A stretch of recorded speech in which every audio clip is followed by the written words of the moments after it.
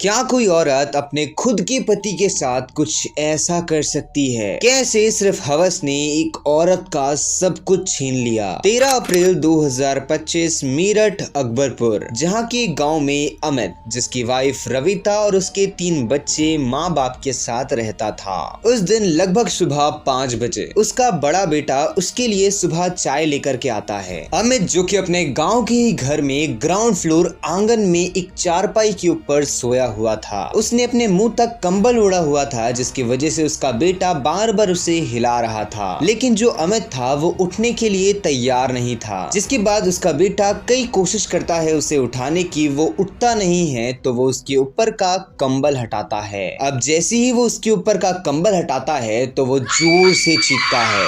उसकी चीख इतनी ज्यादा तेज थी कि उसकी माँ ऊपर काम करती हुई ही नीचे भाग करके आती है। वो आवाज सुन करके जो आजू बाजू के लोग रहते हैं वो भी अमित के घर आ जाते हैं। जब देखा जाता है तो ये पता चलता है कि जिस चारपाई में अमित सोया था उसके हाथ के बगल में एक जहरीला सांप था, और वो सब लोगों के अकॉर्डिंग लगभग 10 बार उस सांप ने अमित को काटा है, जिसकी वजह से उसकी मौत हो गई। तभी वो सब लोग बगल वाले ही गाँव से सपेरे को बुलाते हैं और वो सांप को पकड़ लिया जाता है। हालांकि ये जो मौत थी वो एक अलग प्रकार की मौत थी, जिसकी वजह से इसमें पुलिस भी इन्वॉल्व हो जाती है। पुलिस उस लोकेशन में आती है, वहां पर अच्छे से इन्वेस्टिगेट करती है, तो साफ साफ उन्हें देख करके यही लग रहा था कि अमित की मौत का कारण कुछ और नहीं बल्कि सांप का काटना है। जिसके बाद उन लोग उसी दिन वो बॉडी को ऑटोप्सी यानी कि पोस्टमार्टम के लिए भेज देते हैं। हालांकि जो अमित था उसकी और रविता की शादी को लगभग 8 से 9 साल हो चुके थे। उनके 3 बच्चे थे, जिसमें से एक लड़का था और 2 लड़कियां। अमित पेशे से एक टाइल लेबर था जो दिन भर बाहर रह करके काम किया करता था,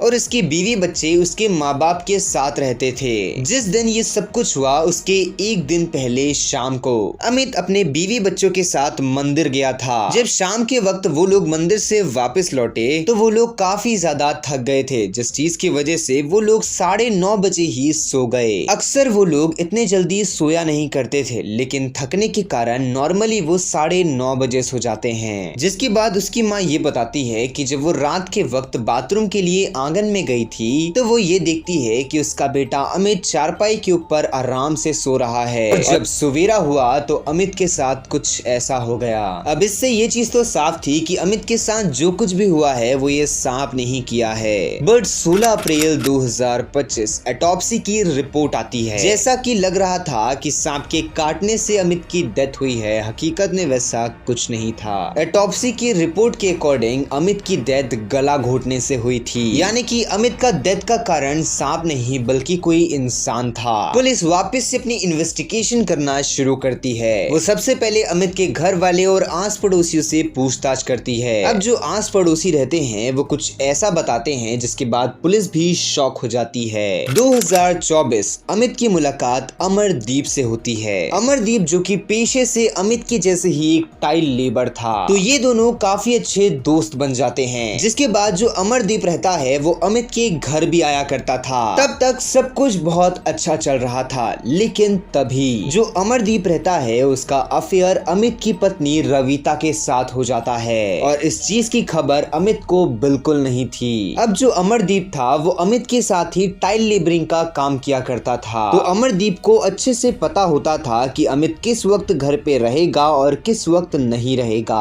अब जब जब अमित अपने घर से बाहर रहता था तो जो अमरदीप था वो रेविता से मिलने के लिए उसके घर आया करता था, और उसे घर आने में कोई दिक्कत नहीं होती थी, क्योंकि जो अमित का पिता था उसे लकवा मारा गया था, जिसकी वजह से वो चल नहीं सकता था, और वहीं जो उसकी माँ थी वो अच्छे से सुन नहीं सकती थी, जिसकी वजह से ये दोनों को आपस में मिलने में कोई प्रॉब्लम नहीं होती थी। और यहाँ पर अमरदीप और रविता नॉर्मल मिला नहीं करते थे, वो दोनों इंटीमेट भी उसी घर में हुआ करते थे। तभी ये सब चीजों के कारण जो रविता और अमित ये दोनों थे, इनके बीच में रिलेशन खराब होने लगे थे। तभी जो अमित था उसे गांव वालों ने ये बताया कि उसकी बीवी जब जब घर में अकेली रहती है तब तब अमरदीप तुम्हारे घर आता है। जिसके बाद अमित रेविता से काफी ज्यादा लड़ाई करता है और उसका फोन देखता है। फोन में अमरदीप की सारी चैट्स पढ़ने के बाद वो ये चीज से कंफर्म हो जाता है कि उसकी पत्नी और अमरदीप का अफेयर है। जिसके बाद वो सीधा अमरदीप के पास जाता है और वहाँ पर उससे लड़ाई करने लगता है। वो अमरदीप को यही चीज की धमकी देता है कि अगर मैं तुम्हें आज की बात कभी अपने घर के आसपास भी देख लिया तो मैं तुम्हारा बहुत बुरा हाल करूंगा। जिसके बाद वो अपनी पत्नी को भी घर से बाहर निकलने से पाबंदी लगा देता है। अब जो रविता रहती है वो ये सब चीजों से काफी ज्यादा परेशान होने लगती है, तो वो अमरदीप के साथ मिलकर के एक प्लान बनाती है। 12 अप्रैल 2025 जिस रात अमित अपने परिवार के साथ मंदिर से वापस लौटा था। थकान की वजह से वो लोग 9:30 बजे ही सो गए थे।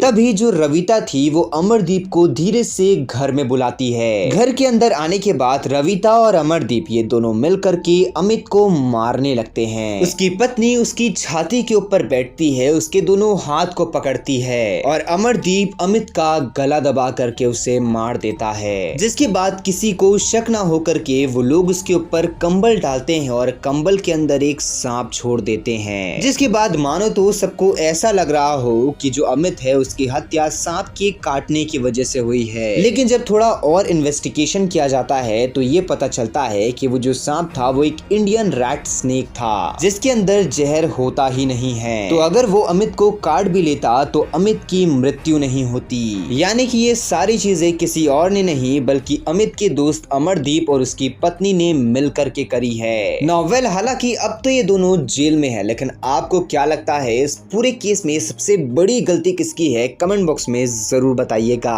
बाकी अगर आप ऐसी ही क्राइम डॉक्यूमेंट्रीज देखना चाहते हैं तो हमारे इस चैनल को सब्सक्राइब करके बेल आइकन कॉल पे सेट करना मत भूलना। मैं मिलता हूँ आप लोगों से नेक्स्ट वीडियो में।